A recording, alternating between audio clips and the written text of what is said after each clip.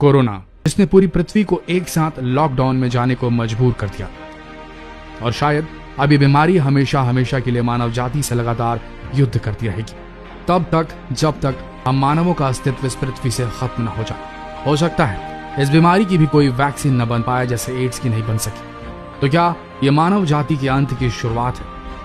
क्योंकि कोरोना ही नहीं, और भी कई वैश्विक विपदाएं हैं जो पृथ्वी पर केवल इसलिए उतरने वाली है, शायद ताकि एक बार फिर पृथ्वी से जीवन की सफाई हो सके, जैसे हर एक्सटेंशन साइकिल में होता आया है।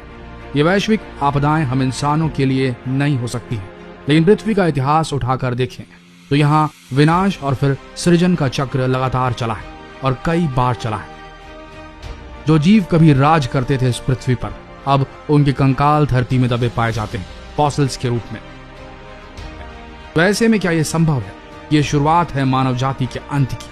आज हम आपको कोरोना के साथ साथ पृथ्वी पर मार करने वाली एक और आपदा के बारे में बताएंगे, जिसे जानकर आपके रोंगटे खड़े हो जाएंगे। एक तरफ आज का इंसानी युग ऐसे वायरस से लड़ रहा है जिसका अंत नजर नहीं आ रहा, दूसरी तरफ हमारा सूर्य धीरे धीरे ठंडा होता जा रहा है और आने वाले समय में इस धरती पर भीषण ठंड, सूखा और भूकंप की संभावनाएं बढ़ने वाली। और ये सब होने जा रहा है सोलर मिनिमम के कारण। आखिर क्या है ये सोलर मिनिमम?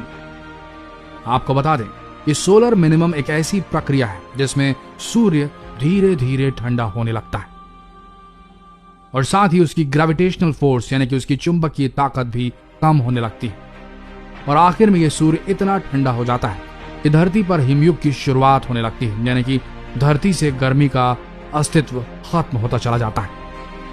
आपको बता दें, यह कोई सामान्य प्राकृतिक आपदा नहीं है, बल्कि पृथ्वी का वातावरण पूरी तरह से बदल रहा है। यूं कहें कि अब सोलर मिनिमम के प्रोसेस में चला गया है हमारा सूर्य। ऐसा नहीं है कि प्राकृतिक आपदा पहली बार हो रही है, बल्कि 1790 से लेकर 1830 के युग में ऐसा हो चुका है, जिसे डाल्टन मिनिमम का नाम दिया गया था। उस समय यूरोप में महीनों तक सूरज दिखाई नहीं पड़ा था, जिसकी वजह से यूरोप के लोगों ने भूकंप, भुखमरी और अकाल का सामना किया था। लेकिन सवाल ये उठता है कि सोलर मिनिमम कब होने वाला है?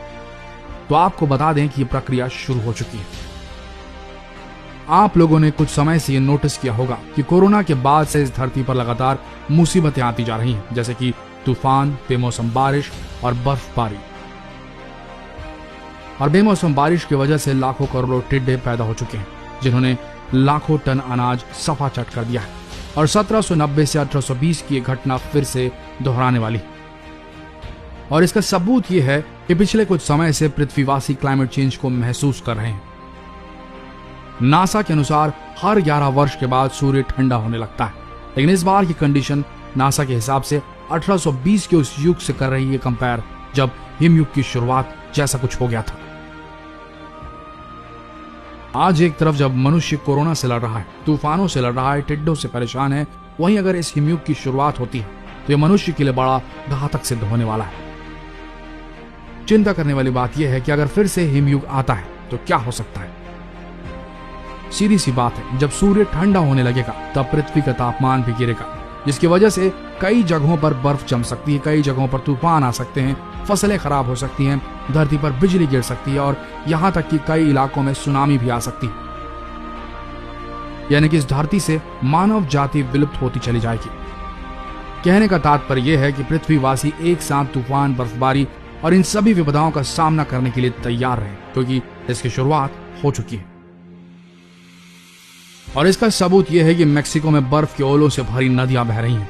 भारत की ही बात करें तो कुछ ऐसे शुष्क इलाके हैं जैसे कि राजस्थान, यूपी, दिल्ली में बर्फबारी शुरू हो चुकी है और इसकी वजह से लगातार फसलें खराब हो रही हैं। दिल्ली में मई 2020 में आई बारिश में पानी की जगह सिर्फ बर्फ ही बर्फ गिरी थी, जिसने पूरी दिल्ली को बर्फ की चादर से ढक दिया था और पूरी दिल्ली हिल स्टेशन में तब्दील हो गई थी। मौसम वैज्ञानिकों की बात करें तो उनके अनुसार ये क्लाइमेट चेंज का असर है, यानी कि पृथ्वी का वातावरण पूरी तरह से चेंज हो रहा है और आने वाला समय भी घातक सिद्ध हो सकता है। और अगर क्लाइमेट चेंज की प्रक्रिया इसी तरह बरकरार रही तो बहुत जल्द ही इस धरती पर भीषण ठंड, सूखा और भूकंप की संभावनाएं बढ़ जाएंगी। सबसे ज्यादा खतरा तो यूरोप और अमेरिकन देशों को है, जो पहले से ही कोरोना और सुपर बग की समस्या से जूझ रहे हैं। और ऐसे समय में अगर भीषण ठंड पड़ी तो इन देशों को तो संभलने का मौका ही नहीं मिलेगा। अगर वैज्ञानिकों की माने तो इस बार का सोलर मिनिमम सामान्य नहीं है, बल्कि बहुत ज्यादा घातक सिद्ध हो सकता है। तो क्या इन बातों से ये नहीं लगता कि धरती का अंत निकट आ गया है? तो दोस्तों, आपको बता दें कि सिर्फ पृथ्वी का अंत नहीं, बल्कि पूरी मानव जाति का अंत है। और ये नेचर की गलती नहीं, बल्कि स्वयं इंसान अपने आप को मारने पर तुला हुआ है, जिसकी नींव 200 साल पहले ही रखी जा चुकी है, जब इंसानों ने अपनी सुविधाओं के लिए फैक्ट्रियां, गाड़ियां और आधुनिक उपकरणों का निर्माण शुरू कर दिया था। तब से ही पृथ्वी का अंत शुरू हो चुका था। आज इन फैक्ट्रीज के कारण बहुत अधिक मात्रा में कार्बन डाइऑक्साइड हवा में फैल चुकी है, जो न सिर्फ मानव जाति को समाप्त कर रही है, बल्कि इस सौर मंडल को भी तबाह करती जा रही है। और अगर जल्द ही इस CO2 पर लगाम नहीं लगाया गया तो आने वाले 100 साल के भीतर ही मानव जाति इस धरती से विलुप्त हो जाएगी। जितना हो सके इस संदेश को शेयर करें, हो सकता है कि कुछ फर्क पड़ जाए। मिलते हैं अगले वीडियो में, तब तक के लिए इस वीडियो के अंत तक बने रहने के लिए आप सबका धन्यवाद।